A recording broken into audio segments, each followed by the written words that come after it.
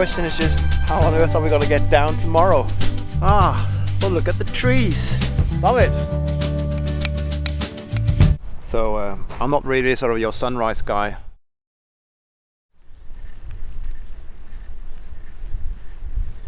So we're on the road again, bikepacking. Today we actually got snowshoes with us. Yeah, you heard me right. Snowshoes. Even though it was possible to ride our bikes down in the valley, the spring thaw makes the gravel roads mushy and difficult to ride as soon as you hit the forest this time of year. And further into the forest, there's still snow on the roads. The brilliant thing about snowshoes is that, compared to skis, they're pretty easy to bring along. And another plus is that you don't need ski boots and can use your ordinary hiking boots. And, I'll admit that I think they look pretty cool on the bike too. First and foremost, the trip came about because we needed to get away from our usual surroundings after a long winter marinated in hand disinfectant and sprinkled with the looming threat of the coronavirus. I'll admit our decision not to have a car has brought on some challenges regarding getting away from our suburbs during the winter months of the pandemic. As always, I couldn't help thinking that the trip also could be a nice opportunity to make a photo reportage. So you could in all fairness say that our youngest daughter had come along with her dad while he was doing field work. The plan was to ride to the foot of a small local mountain, pack our gear in our backpacks, put on our snowshoes, hike to the top, set camp and hopefully getting enough good photos along the way to be able to publish a story from the trip when we got back home. We were running late. No wonder the sun started to set before we even had arrived at the foot of our little mountain. On the positive side, I got a nice evening shot I could use for the article. There are obviously some advantages of running late. Paradoxically, we had to make camp in a sterile, boring spruce plantation instead of the old-growth forest we were keen to explore on the top of the mountain. But something happened when we got the gear off our bikes and started to make camp. It always does. As soon as we put up our tent and got our sleeping pads, sleeping bags, spare clothing and food inside, even the most boring spruce plantation suddenly turned out to be way, way better than staying in the suburbs. It sure did help that a tawny owl started hooting in a nearby forest stand.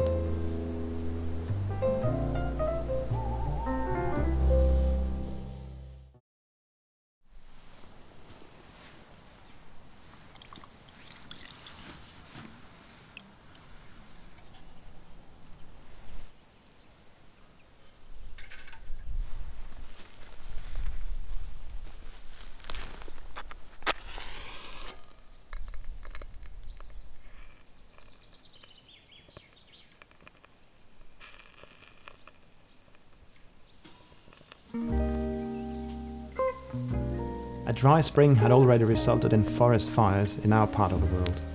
We felt no need to contribute to that statistic, and even though it felt a bit silly, we made our breakfast using our homemade alcohol burner put inside the interior of the wood burner.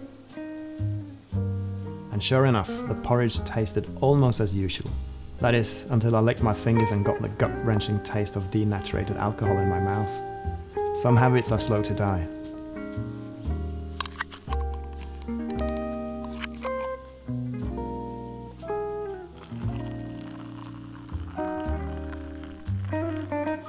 While the chaffinches entertained us with a song, I looked through the photos from last night.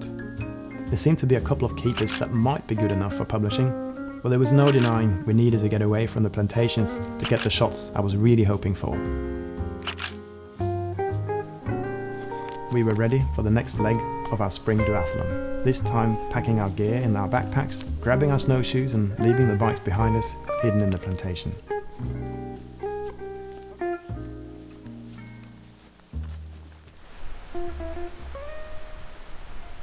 So now it begins.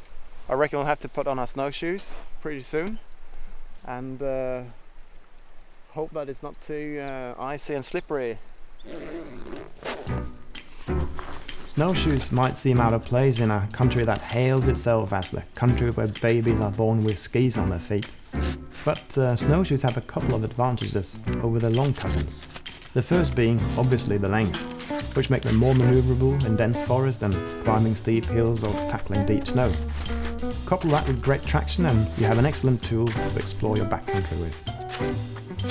Though I absolutely hate to use a car analogy, snowshoes are the equivalent of the Land Rover, where skis are the more speedy sports utility vehicles.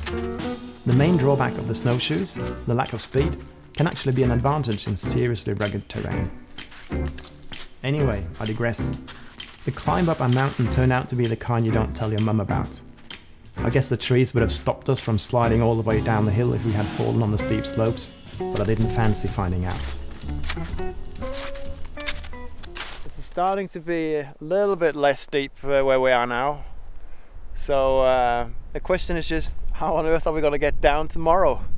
Well, look at the trees. Finally we're up in the old growth forest and it looks absolutely fantastic. Love it, love it. You really have to work a bit to find old growth forest in Norway. No wonder I was happy. After centuries of logging, only about 2% of the Norwegian forest is classified as old growth forest. Forest where only minimal to no logging has occurred. Now the hunt for the perfect campsite tree started.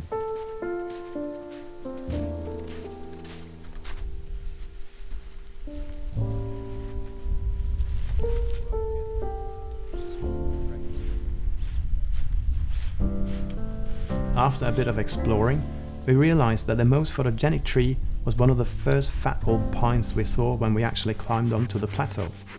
It turned out to be that perfect camp tree we had been looking for. After setting camp, it was time to put the wood stove to use the way it was intended.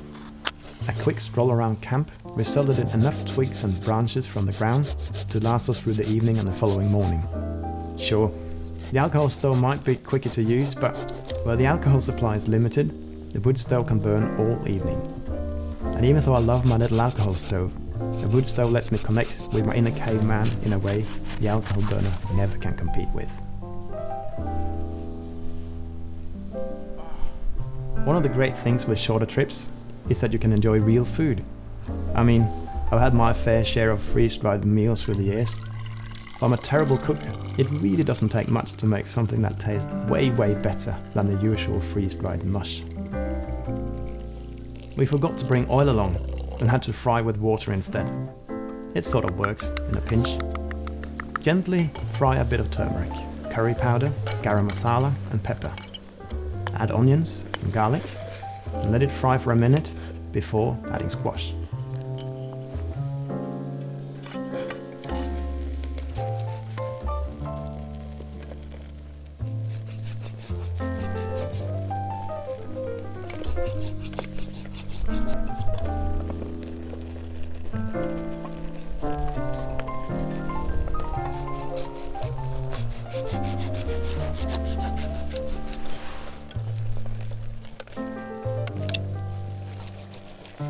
Pour in some hot water and toss some raisins into the pot. Add some vegetable stock, bring to the boil and stir in the rice.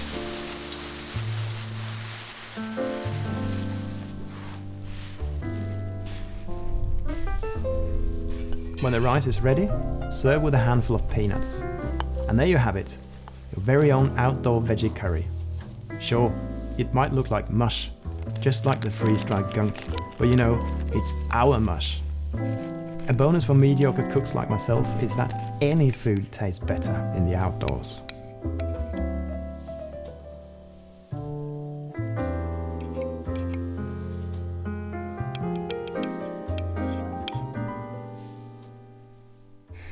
We're sitting here eating in the evening sun and basically I've given up on taking pictures because we needed to get our food. We're really hungry. Everything takes time in winter. Melting snow, gathering firewood and all that sort of stuff. And then Siri says, Dad, have you seen the tree? And then I just looked up and it looks like this. It's absolutely amazing. Totally epic. Okay, epic does seem slightly out of proportion. It was a half-decent shot, but hardly something that would impress my editor. I did have a few shots from earlier on that day and the day before. Images that, if viewed separate, definitely weren't in the breathtaking category, but viewed together, they sort of told a story, and that's what's most important in this game. All in all, it might be enough for a reportage, but I still had the feeling we needed the money shots. You know, the modern, overused outdoor cliché, the image of a tent glowing orange in the blue night. So, I'm not really sort of your sunrise guy. You know, the one who hikes up mountains and takes images of the big vistas. I'm more sort of, yeah, I don't know, I like the intimate scenes a bit more. The forest scenes are trying to convey the feeling of being in the forest. We sat by the wood stove for a while and waited for the dark to creep in, listening to the crackling sound from the burning wood and the first hooting of a tawny owl hidden in the forest. Then it was time. I put the tripod on the spot I had marked in the snow earlier in the afternoon, put the camera on top, focused on the tent, played around with my ISO, shutter speed and aperture settings until I was happy, and boom, there, I had my shot. Some outdoor people argue that a good campsite has to provide shelter from the wind and supply both firewood and water. Yeah, right. Let's be honest, shall we? Seriously, there's no doubt that the single most important aspect of a good campsite is that it looks great on Instagram.